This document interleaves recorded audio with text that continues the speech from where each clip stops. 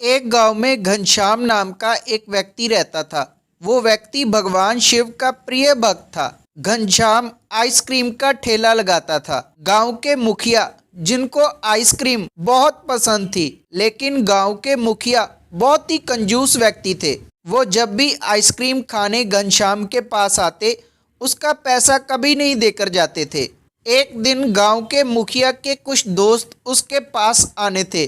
गांव के मुखिया ने सोचा कि मैं अपने दोस्तों के लिए आइसक्रीम मंगवा लेता हूं। तभी गांव के मुखिया अपने कुछ लोगों को घनश्याम के पास भेजते हैं और उनको आइसक्रीम लाने के लिए कहते हैं। गांव के मुखिया के कुछ लोग जब घनश्याम के पास जाकर आइसक्रीम मांगते हैं और घनश्याम उनको मना कर देता है और कहता है कि पहले मुझको मेरे पहले के पैसे दो, फिर मैं तुमको आइसक्रीम दूंगा। घनश्याम उन लोगों को वापस खाली भेज देता है।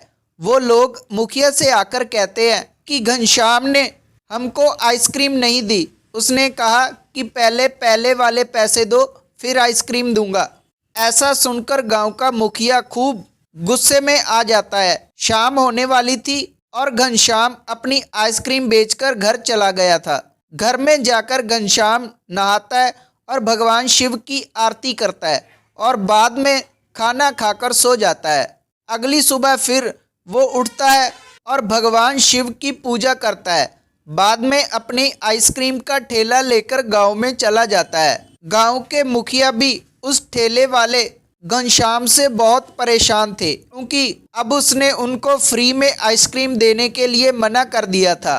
गांव के मुखिया के कुछ लोग फिर से घनश्याम के पास आते हैं, लेकिन घनश्याम उनको फिर वही बात कहकर वापस मोड़ देता है। इस बार मुखिया को बहुत गुस्सा आया।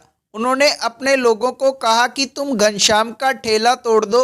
मुखिया के लोग ऐसा ही करने घनश्याम के पास पहुंचे। शाम हो चुकी थी। घनश्याम भगवान शिव के मंदिर गया था।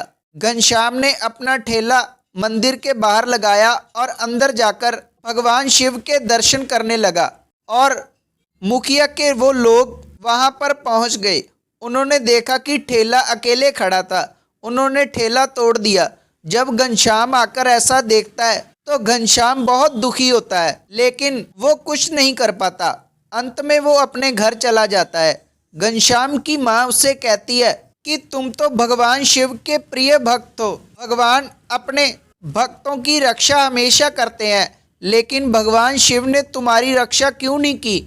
लेकिन घनश्याम कहता है कि मेरे भोलेनाथ मेरी रक्षा जरूर करेंगे। अगले दिन घनश्याम उधारी का पैसा उठाता है और अपना नया ठेला लेकर फिर से भगवान शिव के मंदिर जाता है। अचानक से वहां पर एक हट्टा कट्टा आदमी आता है और आकर घनश्याम से कहता है कि मैं यहाँ पर काम की तलाश में आया हूँ, क्या आप मुझे कोई काम दोगे। घनश्याम कहता है कि मैं तो अब भी बहुत परेशान हूँ, मैं तुमको क्या काम दे सकता हूँ। तभी वो हट्टा कट्टा आदमी कहता है कि मैं आपकी ठेले की रक्षा करूंगा। ऐसा सुनकर घनश्याम उसको काम पर रख लेता है और अपना ठेला लगाने के लिए गांव में चला जाता है। जब मुखिया के आदमी देखते हैं कि घनश्याम ने फिर से ठेला लगा लिया है, तो वो ठेले को नुकसान पहुंचाने के लिए आते हैं, लेकिन वो हट्टा कट्टा आदमी उनको धूल चटा देता है। वो भागकर मुखिया जी के पास जाते हैं और उनको सभी कुछ बात बताते हैं। मुखिया जी कहते हैं कि चलो मैं तुम्हारे साथ चलता हूँ। मुखिया अपने साथ कुछ और लोगों को ले लेते हैं और घनश्याम के ठेले के पास जाते हैं। मुखिया घनश्याम को कहते हैं कि तुमको अगर यहाँ पर रुकना है तो मुझको फ्री में आइसक्रीम देनी होगी। घनश्याम कहता है कि ऐसा कुछ नहीं होता, अगर आपको आइसक्रीम खानी है तो मेरे को पैसा देना होगा। तभी मुखिया अपने लोगों को कहता है कि इसका ठेला तोड़ दो, लेकिन हट्टा कट्टा वो आदमी सबको धूल चटा देता है। मुखिया के सारे आदमी वहां से भाग जाते हैं। तभी घनश्याम समझ जाता है कि ये कोई आम इंसान नहीं है, ये तो मेरे भगवान भोलेनाथ हैं। तभी घनश्याम उस हट्टे कट्टे आदमी के साथ हाथ जोड़ता है और कहता है कि प्रभु अपने असली रूप में आइए।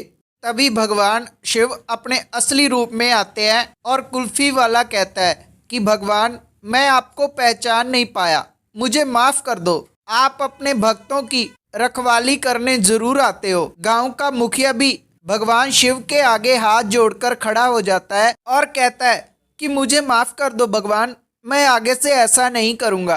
तभी भगवान शिव कहते हैं कि जो भी मेरे भक्तों के साथ ऐसा करता है मैं उनको कभी माफ़ नहीं करता, लेकिन तुमको इस बार माफ़ कर रहा हूँ, लेकिन आगे से तुमने ऐसा किया तो तुमको मेरे से कोई नहीं बचा सकेगा।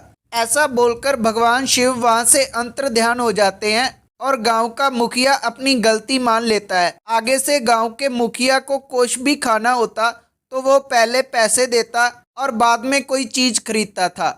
ये थी आज की वीडियो। अगर आपको वीडियो अच्छी लगी तो वीडियो को लाइक करना और आपका अपना चैनल शिव को समझो जरूर सब्सक्राइब करना और बेल नोटिफिकेशन जरूर ऑन करना, क्योंकि ऐसे ही वीडियो हमारे चैनल पर आती रहती हैं और वो आपको सबसे पहले मिल जाएंगी।